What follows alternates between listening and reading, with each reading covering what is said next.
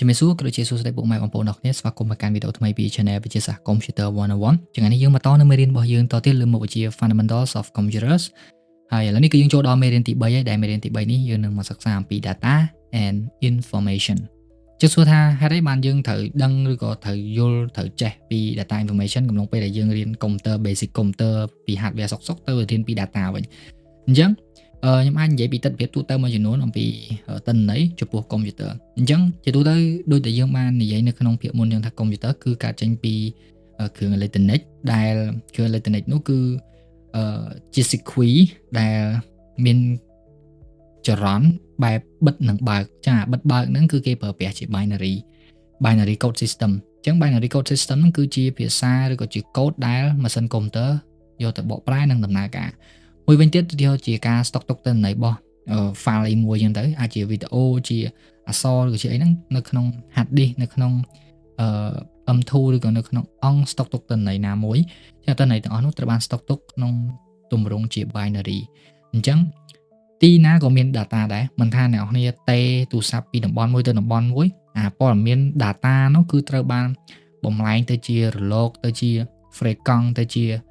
សញ្ញាអីមួយទៅកាន់អង់តែននៃក្រុមហ៊ុនទូរស័ព្ទមិនថាទូរស័ព្ទទេដូចធនាគារអញ្ចឹងធនាគារយើងបង្កើតគណនីទៅការព័ត៌មានរបស់យើងដូចជាឈ្មោះដូចជាអាសយដ្ឋានថ្ងៃខែឆ្នាំកំណើតដូចជាព័ត៌មាននៃសាច់ប្រាក់អីផ្សេងៗអញ្ចឹងទៅហើយទិន្នន័យទាំងអស់នោះគឺនឹងត្រូវបាន inform ទៅជាគេថា turn into information ឬក៏ព័ត៌មានអីមួយដើម្បីឲ្យមនុស្សធ្វើការគិតពិចារណាឬក៏ជាឆ្លើយតបទៅនឹងលទ្ធផលនៃ data នោះអូខេអញ្ចឹងអានេះគ្រាន់តែជាទិដ្ឋភាពទូទៅមួយចំនួនអំពីវាទេអញ្ចឹងសួរថាតើអីគេជា data ស្អីគេជា information អញ្ចឹង data គឺសំដៅទៅលើបើនិយាយពីសម្ភារៈវិញឬក៏និយាយពីអង្គធាតុមួយវិញអាហ្នឹងគឺជាអង្គធាតុដើមឬក៏វត្ថុធាតុដើមដែលមិនទាន់ច្នៃអញ្ចឹងdata គឺជា raw fact មួយវាអាចជា symbol មួយដែលត្រូវបានប្រមូលផ្ដុំប៉ុន្តែប្រមូលផ្ដុំហើយវាអត់ទាន់មានន័យពេញលេញអីទេឧទាហរណ៍ថានៅស្រុកខ្ញុំទៅសេលេខ25បើខ្ញុំឲ្យអ្នកនរគ្នាមើលតើលេខ25ហ្នឹងជាអីគេអ្នកគ្នាអត់ដឹងទេគ្រាន់តែវាជាលេខអញ្ចឹងអ្នកនរគ្នាដឹងថាវាជាលេខទេប៉ុន្តែដឹងថាហ្នឹងគេចង់សំដៅលើអីទេប៉ុន្តែវាបានខ្លាយទៅជា information នៅពេលដែលខ្ញុំបញ្ជាក់ថាអូខេវាជាចំនួនលេខសីតុណ្ហភាពឧទាហរណ៍ដូចជា25អញ្ចឹងបើសិនខ្ញុំថាសេលេខ25អ្នកដឹងថាហ្នឹងអីគេទេតែបើខ្ញុំដាក់សញ្ញាអង្សាសេវាគឺអាហ្នឹងសំដៅលើសីតុណ្ហភាពអញ្ចឹងអាលេខហ្នឹងហើយគឺជា data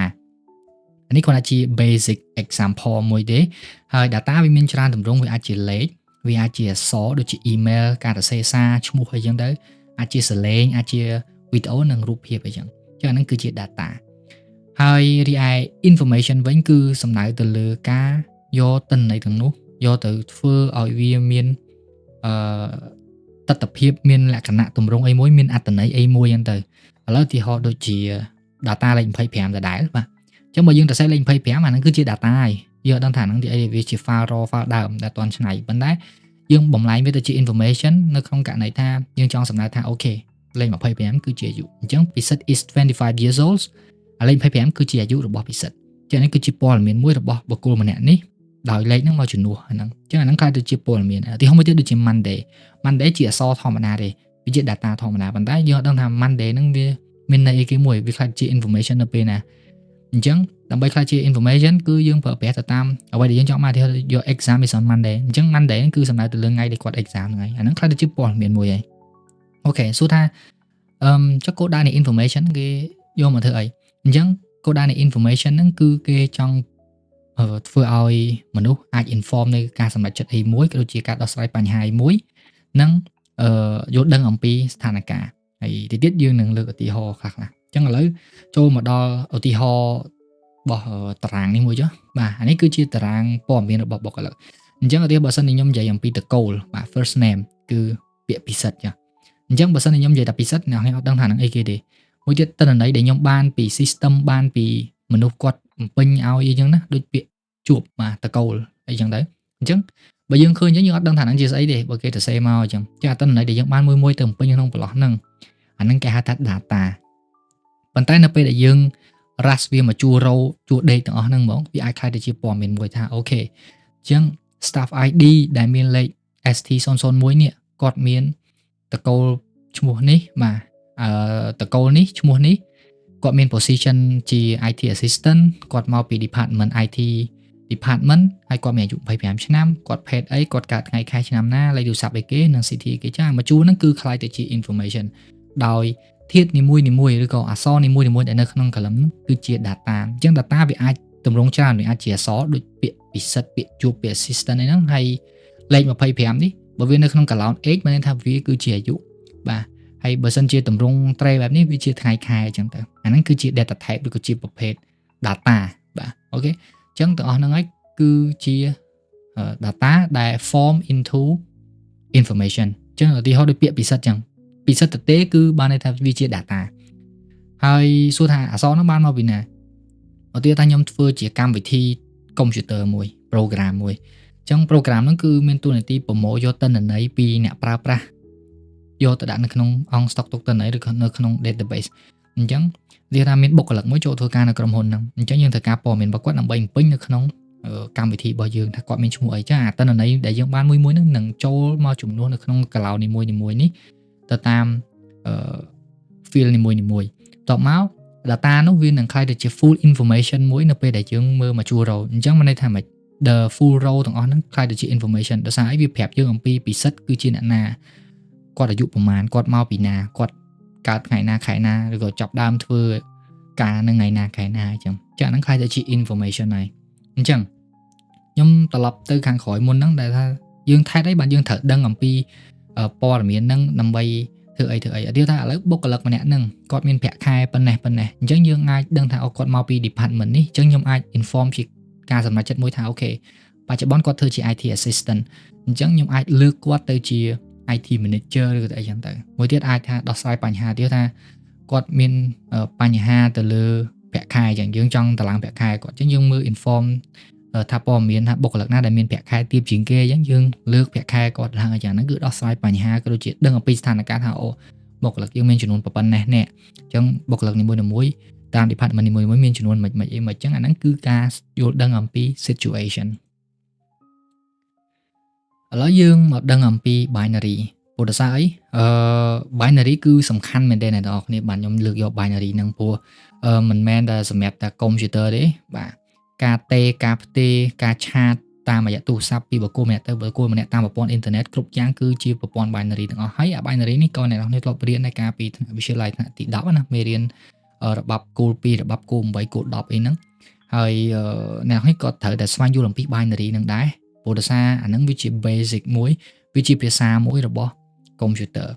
ហើយមែនតើខ្ញុំក៏ធ្លាប់ធ្វើវីដេអូពី binary ជាមួយនឹង ASCII ដែរអញ្ចឹងចំណុចនេះ slide មួយនេះគឺយើងនឹងនិយាយអំពី binary and ASCII នៅក្នុង computer អញ្ចឹងសួរថាតើស្អីគេជា binary អញ្ចឹង binary គឺជាភាសាមួយរបស់ computer អញ្ចឹងភាសារបស់ computer ហ្នឹងគឺប្រើប្រាស់តែពីរតួលេខទេគឺលេខ0និងលេខ1ពលគឺលេខ0តំណាងឲ្យ bit លេខ1តំណាងឲ្យ on លេខ0តំណាងឲ្យ bit ឲ្យ on លេខ1ហ្នឹងបានន័យថាម៉េចយល់អញ្ចឹងឥឡូវខ្ញុំនឹងមកបញ្យល់អ្នកនរគ្នា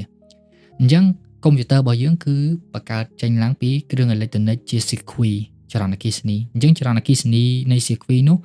គឺវានឹងបង្កើតជាទម្រង់មួយ on off ឲ្យ operation មួយបូកដកគុណចែកទៅតាមទម្រង់ binary ហ្នឹងអញ្ចឹងនៅពេលដែល frequency ឬក៏ការកណនីផ្សេងគឺត្រូវបានបំលែងទៅជា00101គឺវាតំណាងឲ្យការបិទ circuit នឹងអត់ឲ្យមានចរន្តនឹងឲ្យមានចរន្តឆ្លងកាត់អញ្ចឹងទៅដើម្បី inform ទៅជា operation មួយហើយសួរថាថៃបានយើងត្រូវប្រើ binary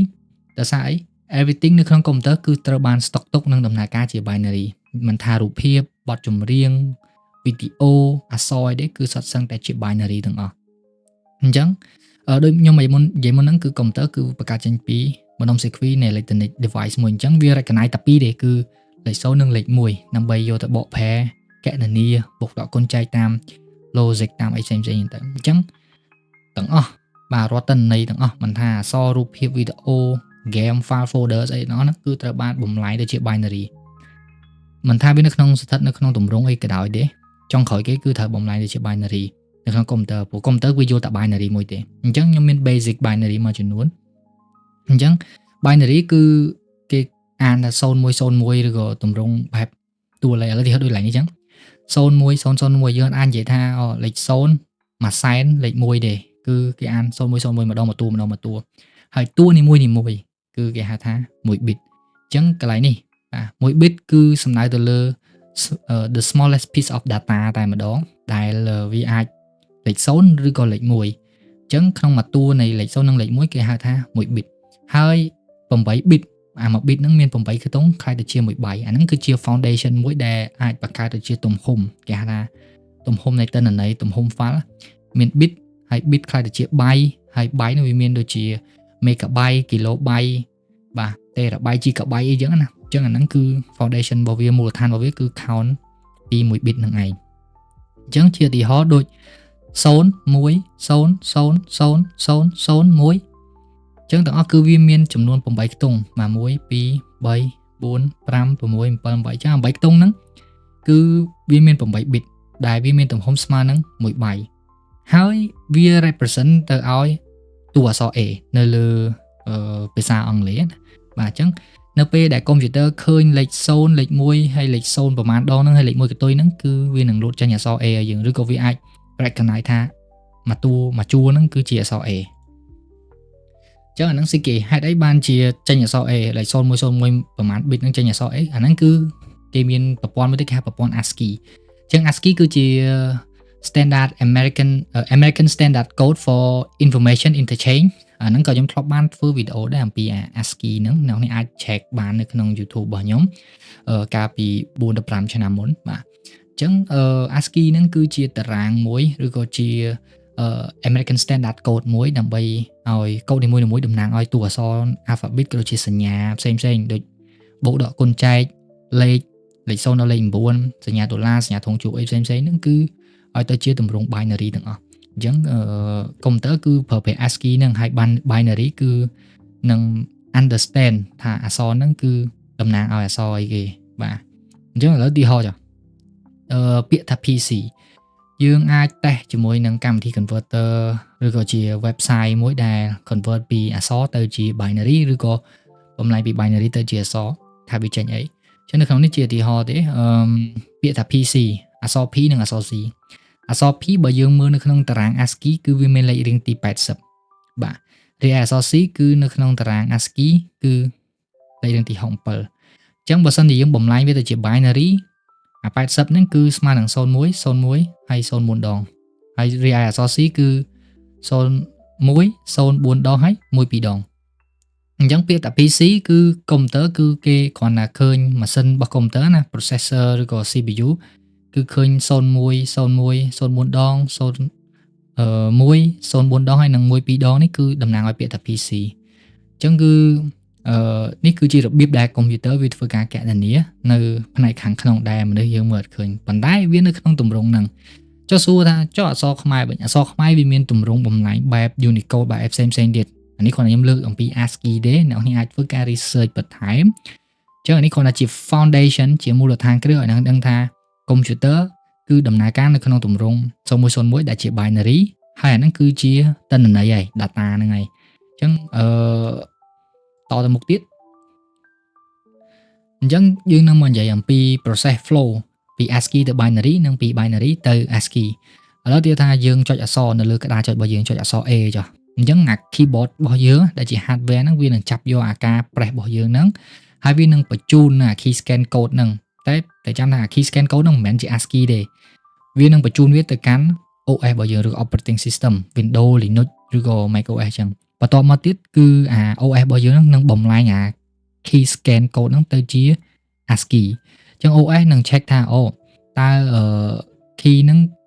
which key ដែលយើងបាន press តើ key មួយណាដែលយើងបានចុចតើយើងមានចុច cap lock អត់តើយើងមានចុច shift alt កំឡុងពេលយើងចុច key មួយហ្នឹងអញ្ចឹងវានឹងបំលែងមកបកប្រែអា scan code ហ្នឹងទៅជា ASCII value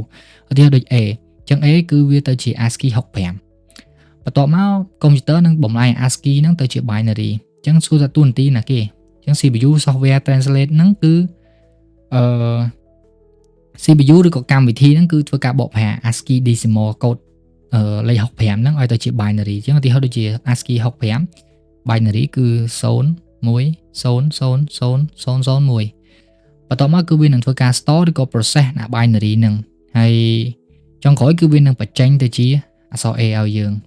ហើយយើងអាច save យើងអាចផ្ញើយើងអាច process អីមួយ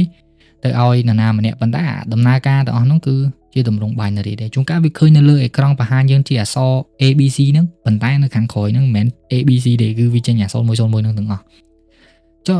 ចុះបំលែងពី binary ទៅនេះវិញទៅ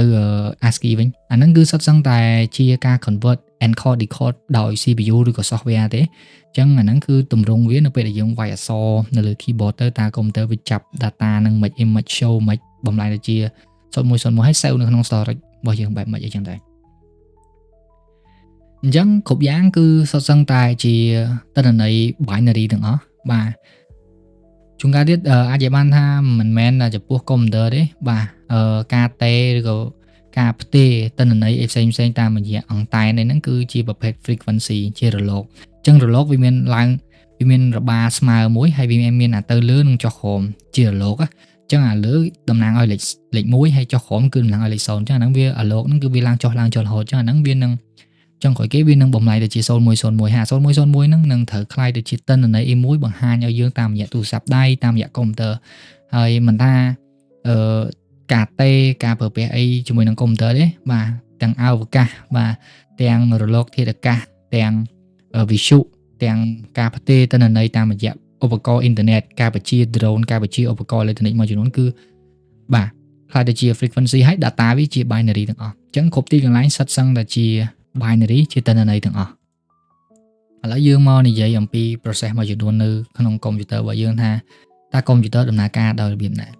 ញ្ចឹងនៅលើកុំព្យូទ័ររបស់យើងបាទគឺមាន hard disk ដែលជាអង្គស្តុកទុកទិន្នន័យវាអាចជា SSD វាអាចជា M2 ឬអីចឹងទៅអញ្ចឹងនៅលើហ្នឹងគឺពេលដែលយើងដាក់វានៅក្នុងកុំព្យូទ័រយើងមានកម្មវិធីដូចជារូបភាពវីដេអូ file document Word Excel PDF Canva Zoom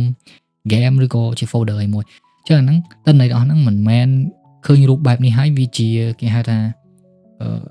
រូបចឹងហ្មងទេសុទ្ធសឹងតែជា binary ទាំងអស់នៅលើនេះបាទហើយដូចយើងបាននិយាយនៅក្នុងមេរៀនមុនអញ្ចឹងនៅក្នុង disk table នេះគឺ stock ទុកជាប្រភេទ ដែនម៉ាញ៉េទិកវាមាន pole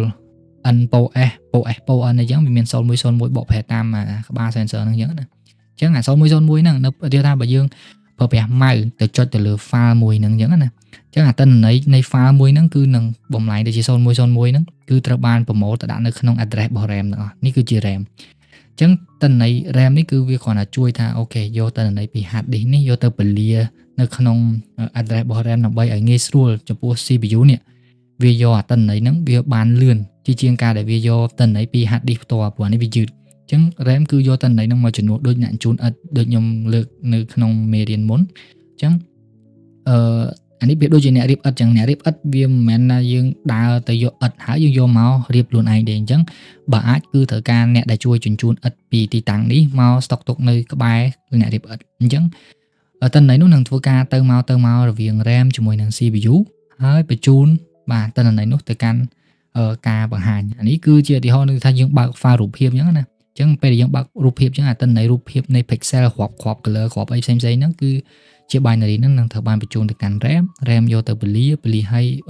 CPU បកប្រែចុះឡើងហើយបង្ហាញរូបភាពឲ្យយើងតាមរយៈអេក្រង់កុំព្យូទ័រយ៉ាងដូចជារូបភាពអីមួយយ៉ាងដែរចឹងនេះគ្រាន់តែជា basic នៃ data និង information